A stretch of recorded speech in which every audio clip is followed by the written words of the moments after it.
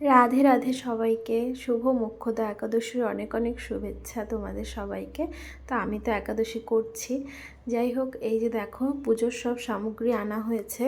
আজকে আমি যে বৃন্দাবন থেকে রাধা মাধবকে এনেছিলাম, এই দেখো আমার রাধা মাধব, তাদের আজ সিংহাসনে বসাবো।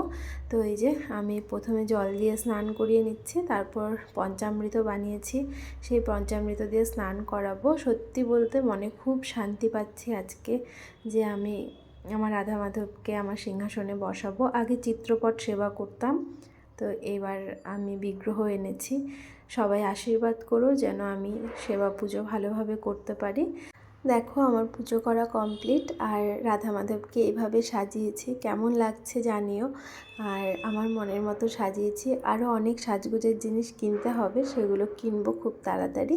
তো তোমাদের সবাইকে শুভ গীতা জয়ন্তীর অনেক শুভেচ্ছা। ভালো থেকো সবাই।